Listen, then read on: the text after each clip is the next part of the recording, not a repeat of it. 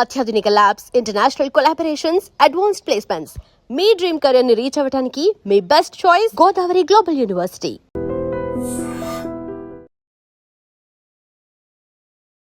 నమస్కారం, welcome to I dream. ధర్మ మార్గం విత్ విజిత కార్యక్రమానికి స్వాగతం.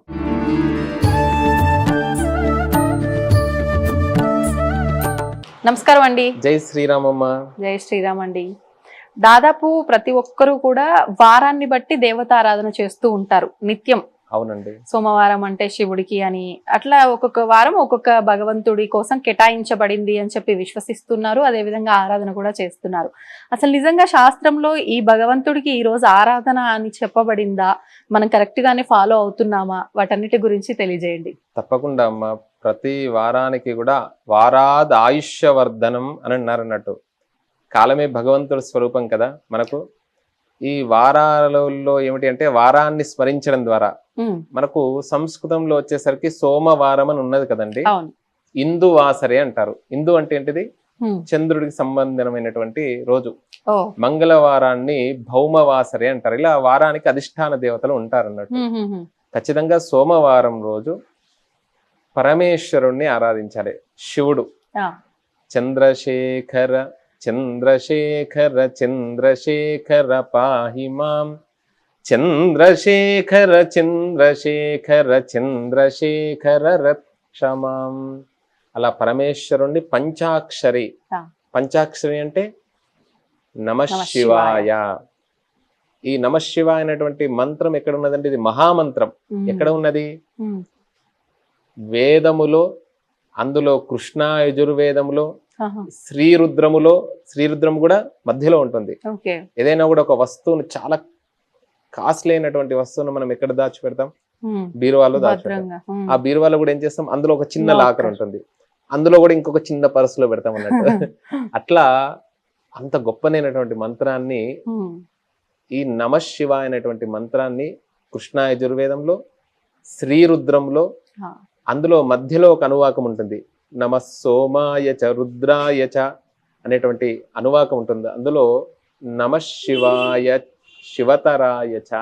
అట్లా అలాంటి మంత్రాన్ని సోమవారం రోజు కనీసం సహస్రం సమయం ఉన్నటువంటి వారు, లేకపోతే 108 సార్లైనా కూడా ఆ రోజు వేరే ఏమి పనులు చేయకుండా పరమేశ్వరుణ్ణి ధ్యానిస్తూ నమ శివాయ నమశివాయ అనేటువంటి నామాన్ని స్మరించాలి.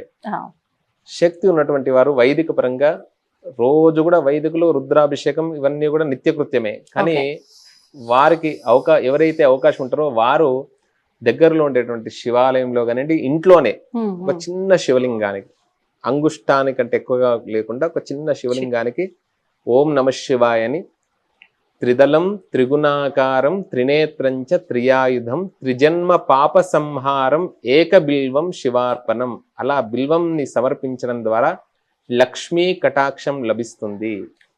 బిల్వ వృక్షం ఏమిటి అంటే లక్ష్మీప్రదం. స్తవ వృక్షోథ బిల్వ. బిల్వ వృక్షం కింద లక్ష్మీ అమ్మవారు ఉంటుందంట. అంత గొప్పనైనటువంటిది. ఇప్పుడు ఉత్తర భారతదేశం, మధ్యప్రదేశ్ వెళ్తే మారేడు కాయల యొక్క జ్యూస్ ఇస్తుంటారు. అంటే ఇది సైంటిఫిక్ గా కూడా చాలా ఆరోగ్యం. షుగర్ కానివ్వండి, బీపీ కానివ్వండి కంట్రోల్ కావాలంటే ఆ శివుడి మీద అర్చించినటువంటి బిల్వాల్ని మరల తీసి వాటిని పాడైన అవసరం లేదు, మనం నీటిలో ఉంచేసి తాగేయచ్చు. లేకపోతే చూర్ణని తీసుకొని లోపలికి తీసుకోవడం ద్వారా ఇటు ఆధ్యాత్మికంగా, ఇటు ఆది భౌతికంగా శరీరానికి రక్ష, మనస్సుకు రక్ష. పరమేశ్వరుడు యొక్క ఆరాధన. చేతులారంగ శివుని పూజింపడేని అన్నారు కదా. అలా సోమవారం పరమేశ్వరుణ్ణి, మంగళవారం రోజు సుబ్రహ్మణ్యేశ్వర స్వామి. మనలో అప్పుడప్పుడు కూడా బుసబుసలు కొడుతూ ఉంటారన్నట్టు. అంటే అధికమైనటువంటి రక్తపోటు అంటారు కదా, బీపీ, ఇవన్నీ కూడా. అందుకనే మంగళవారం, శనివారం చాలా నిష్టగా ఉంటారు చాలా కుటుంబాలు కూడా. ఎందుకు అని అన్నారంటే సుబ్రహ్మణ్యేశ్వర స్వామి ఆరాధన చాలా విశేషం. నాగారాధన కూడా అంటారు అన్నట్టు. ప్రతి దానికి కూడా మా కులదేవత తెలియదండి అని అంటే సుబ్రహ్మణ్యేశ్వర స్వామి ఆరాధన చేయమన్నారు. ఎందుకంటే వెంకటేశ్వర స్వామి ఎక్కడి నుండి వచ్చారండి? ఉద్భవించారు వల్మీకంలో నుండి, పుట్టలో నుండి. రాముణ్ణి తీసుకోండి, అమ్మవారిని తీసుకోండి, గణపతికి నాగయజ్ఞోపవీతం అని అన్నారు. ప్రతి దేవతామూర్తి కూడా నాగ సంబంధంగా ఉంటుంది. అలా మనలో ఉండేటువంటి అంటే ఆరోగ్యం కావాలి అనుకునేటువంటి వారు, మానసిక ఆరోగ్యము, శారీరక ఆరోగ్యం, బాగా కోపం వస్తే ఏమవుతుందండి, బీపీ పెరుగుతుంది. అనవసరంగా వైద్యులకు ఖర్చు పెట్టాల్సి వస్తుంది. అది మనం కంట్రోల్ చేసుకోవచ్చు. మంగళవారం ఎక్కువ గొడవలు, ఎక్కువ ఇబ్బందులు కూడా మంగళవారాలే వస్తాయి. మనకు సంబంధం లేకుండా కూడా ఒక్కసారే మంగళవారం రోజు తెలియకుండా కుటుంబాలలో గొడవలు అవుతుంటాయి మంగళ శనివారాలు. అందుకనే మంగళవారం రోజు సుబ్రహ్మణ్యేశ్వర స్వామి ఆరాధన. ఆ రోజు సుబ్రహ్మణ్యాయ నమః, స్కందాయ నమః, చాలా గొప్ప క్షేత్రం ఉందండి తమిళనాడులో. గొప్ప క్షేత్రాలు ఇట్లనో ఆ తమిళనాడులో 6 పడై వీడు అని 6 కడపలు అన్నట్టు, ఇక్కడ మనకు భాగ్యనగరంలో స్కందగిరి ఉంది. అవకాశం ఉంటే మంగళవారం రోజు మీ ఇంట్లో ఆ రాహుకాలంలో దీపారాధన అంటారు. అవకాశం ఉన్నటువంటి వారు స్కందగిరి దేవాలయం, లేకపోతే మంగళవారం రోజు సుబ్రహ్మణ్యేశ్వర స్వామి వారిని స్మరించినటువంటి వారికి చాలా జయం జరుగుతుంది. స్వామి నజానామి శబ్దం, నజానామి చా పద్యం, నజానామి చార్థం, నజానామి గద్యం, చిదేకా షడాస్యా హృదిద్యోతతేమే ముఖాన్నిస్సరంతే గిరశ్చాపి చిత్రం అని అంటారు అన్నట్టు. మురుగన్ అని అంటారు. మురుగన్ అంటే అందగాడు అని అర్థం అన్నట్టు సంస్కృతంలో. ఆయనను మురుగన్ అంటారు. వట్రివేల్ మురుగనొక్క హరోం హర అంటారు. అంటే ఆ శక్తి ఆయుధాన్ని ధరించి ఉంటారు స్వామి. అలాంటి శక్తిని మనకు సుబ్రహ్మణ్యేశ్వర స్వామి ఆరాధన చేస్తే అనుగ్రహం లభిస్తుంది. మంగళవారం సుబ్రహ్మణ్యేశ్వర స్వామి ఆరాధన అంటే మొత్తం ఉదయం అంతా చెప్పలేదు. ఆ రోజు ఉదయం లేచిన సమయంలో కనీసం 24 గంటలలో గంట సేపు, మాకు గంట వీలు కాదండి, ఒక్క అరగంట ఆరాధన చేయండి. అంటే అందరికి ఒకటే రుచించదు. ఇప్పుడు రోజు ఒకటే పప్పుతోని ఒకటే దానితో తినం కదా మనము. కాబట్టి అలా ఒక్కొక్క రోజు ఒక్కొక్క ఆరాధన చేస్తూ ఉంటే ఇవన్నీ కూడా మనకు షణ్మతాల్లో ఉన్నటువంటివే, ఆ జగద్గురువులు అనుగ్రహించినటువంటివే. బుధవారం రోజు వెంకటేశ్వర స్వామి. అవునా? వెంకటేశ్వర స్వామి విష్ణువు, బుధుడికి అధిష్టాన దేవత అంటారు. విష్ణువు నారాయణ, ఆ విష్ణు సంబంధమైనటువంటి దేవత ఆరాధన చేస్తే చాలా విశేషం. తర్వాత గణపతిని కూడా ఆరాధించవచ్చు బుధవారం రోజు. విశేషంగా బుధవారం రోజు ఆ మహాగణాధిపతిని సుజలం సుఫలం సస్యశ్యామలం, గణపతికి ఇష్టమైనటువంటివి ఏమిటి అండి? గరిక. మనకి ఎక్కడ ఉంటే అక్కడ ఉంటుంది. దానికి చాలా దూర్వా అంటారండి, దూర్వా రోహంతో. ఆ విధానంగా దూర్వలతోని గణపతికి ఆరాధన చేస్తే అనుగ్రహం లభిస్తుంది. గం గణపతయే నమః అనేటువంటి నామాన్ని ఒక 108 టైమ్స్, లేదండి కనీసం 11 సార్లన్నా చేయండి. ఉదయం లేవగానే వారిని వీరిని తిట్టే బదులు, వారితో వీరితో మాటలు పడే బదులు కనీసం అన్ని వదిలిపెట్టేసి ధ్యానం చేయండి. ఇవన్నీ చేసుకుంటూ వెళ్తూ ఉంటే ఏమున్నా కూడా 50 సంవత్సరాల వరకు నువ్వు అలవాటు చేసుకుంటే తర్వాత ఇది అలవాటు అవుతుంది నీకు. 50 సంవత్సరాల తర్వాత నువ్వు కూర్చో, ధ్యానం కూర్చో, జపం కూర్చో అంటే ఎక్కడ ఉంటుంది మనకు? అంత్యకాలంలో మనం ఏ విధానంగా జీవనం సాగుతామో అప్పుడు కూడా అదే ఆలోచనలు ఉంటాయి. రోజు కూడా ఇదే జీవనం, పిల్లలు ఇదే పునరపి జననం పునరపి మరణం పునరపి జనని జఠరే శయనం ఇహ సంసారే బహుదుస్తారే అని కాకుండా అలా భగవంతుడి యొక్క ధ్యానం, ఇందులో ఉండేటువంటి ఒక తత్వాన్ని, మంచిని మనం తీసుకోవాలి ఎప్పుడూ కూడా. అలా గురువారం రోజు దత్తాత్రేయ స్వామి వారు, శ్రీ గురు దత్తాత్రేయ స్వామి వారిని ఆరాధించడం. ఆ రోజు మళ్ళీ ఏ రోజుకు ఆ రోజు వస్త్రాలు కూడా ఉన్నాయండి. కొంతమంది ఆ రోజు 7 వారాల నగలు అంటారు కదా, అట్లా ఉంటుంది ఖచ్చితంగా. చంద్రుడికి ఒకటి, తర్వాత కుజుడికి ఇప్పుడు 7 వారాల నగలు పంపించారు అని పూర్వం ఉంటుండే కదా. ఆ కుజుడికి సంబంధించినటువంటి ఒక రకమైనటువంటి పగడము, బుధుడికేమో ఎమరాల్డ్ చాలా కాస్ట్లీ. అట్లా గురువుకి ఇట్లా ఒక్కొక్క గ్రహానికి ఉంటుంది అన్నట్టు. వస్త్రం కూడా ఎల్లో అన్నట్టు. అట్లా ఆ రోజు అలాంటి వస్త్రాలు ధరించి చేసేటువంటి విధానం కూడా ఉంది. అట్లా గురువారం రోజు గురువు యొక్క అనుగ్రహం కావాలంటే శ్రీ గురు దత్తాత్రేయ స్వామి వారు. కలియుగంలో దత్తాత్రేయ స్వామి వారిని మించినటువంటి గురువు దైవం లేదండి. అలా శుక్రవారం రోజు ఎవరండి? శుక్రవారం అమ్మవారు, లక్ష్మీదేవి. ఆ లక్ష్మీదేవిని ఎవరైతే ప్రతి శుక్రవారం రోజు అందరూ కూడా శుక్రవారం రోజు శిరస్నానం చేస్తారు. ఇంకా మిగతా వారాలు ఉన్నా లేకున్నా కూడా కొంతమంది మిగతా అంటే ప్రత్యక్షంగా నేను పలకను గాని కొంతమంది ఆ రోజే ధ్యానము ప్రార్థనలు కూడా చేస్తుంటారు. వాళ్ళు బయట దేశాల్లో కూడా సుసంపన్నంగా ఉన్నారు. కాబట్టి అట్లా ఆ విధానంగా శుక్రవారం చాలా గొప్పనైనటువంటి రోజు, లక్ష్మీప్రదమైనటువంటిది. వందే వందారు మందారమిందిరానంద కందలం అమందానంద సందోహ సింధురం బంధురాననం అంగం హరేహే. కనకధారా స్తోత్రం. శంకర భగవత్పాదుల వారు ఒక ఆవిడ దగ్గరికి భిక్షకై వెళ్ళిన సమయంలో ఆవిడ మొత్తం ఇల్లంతా కూడా వెతుకుతుంది. వెతగ్గా ఒక చిన్న ఎండిపోయినటువంటి ఉసిరిక కాయ దొరుకుతుంది. అలా స్వామి వారికి భిక్షగా వేస్తుంది. స్వామి ఒక్కసారి అలా లక్ష్మీదేవిని ప్రార్థన చేస్తాడు. కనకధార, అలా ఆ కనకధార వృష్టి ఆ ఇల్లంతా కూడా సువర్ణమయం అవుతుంది. అందుకనే దక్షిణ అంటే ఏమిటి అంటే హిరణ్యం తుభ్యమహం సంప్రతదే నమః. బంగారం ఏమన్నారు, ఇప్పుడు అన్ని కూడా ఒక్కొక్క దేశంలో ఒక్కొక్క నోట్స్ మన దగ్గర కరెన్సీ విధానంగా మారింది. కానీ పూర్వం ఏమిటి అంటే బంగారమే కదా, అందుకనే అవి రేట్లు బాగా పెరుగుతూ ఉన్నాయి. అదే గొప్పనైనటువంటిది. అలా శుక్రవారం రోజు ఎవరైతే లక్ష్మీదేవిని ఆరాధిస్తారో, లక్ష్మి అనగానే ఏమిటి, వరలక్ష్మి వ్రతం అంటాం. వరలక్ష్మి వ్రతం అంటే ఏమిటి, వరాన్ని ఇచ్చేటువంటి లక్ష్మి అని చెప్తారు. కానీ వర అంటే ఏమిటి, వరుడు అంటే ఎవరండి, పెళ్లి కొడుకు కదా. మన వివాహంలో వరుడిని నారాయణ స్వరూపకంగా భావిస్తాడు. లక్ష్మీ నారాయణుల్ని ఆరాధన చేయలేదు. లక్ష్మీ నారాయణ సంబంధమైనటువంటి హృదయం కానివ్వండి, ఆ రోజు ఈ కనకధార స్తోత్రం పఠించినటువంటి వారికి ఆ అమ్మవారి యొక్క అనుగ్రహం కలుగుతుంది. శనివారం రోజండి వెంకటేశ్వర స్వామిని ఆరాధిస్తారు, హనుమంతుణ్ణి ఆరాధిస్తారు. చాలా ప్రధానమైనటువంటి దైవం.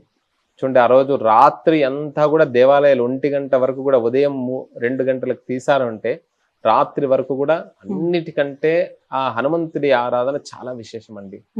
హనుమంతుడికి ఒక ప్రదక్షిణలు, హనుమంతుడి దేవాలయానికి వెళ్ళారు అని అంటే ఖచ్చితంగా మనం ప్రదక్షిణ చేయాలి. ఆయనకు ఒక 11 ప్రదక్షిణలు చేసుకొని, అంటే దేవాలయం విషయంలో. ఇంట్లో మాత్రం ఆరాధించవలసినటువంటిది హనుమంతుడిని యొక్క స్తోత్రాలు ఉన్నాయండి చాలా విశేషంగా.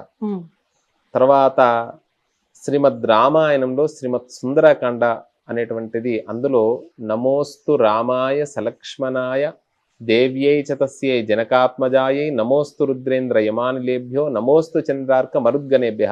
లేదండి మేము ఇంట్లో ఇంత పెద్ద శ్లోకం చదువుకోలేమండి అంటారు. ఒకటే నామం అండి, శ్రీరామదూతాయ నమః, హం హనుమతే నమః. మాకు బీజాక్షరం పలకడం కష్టం, సింపుల్ వర్డ్ హనుమతే నమః. హనుమంతాయ అనకూడదు.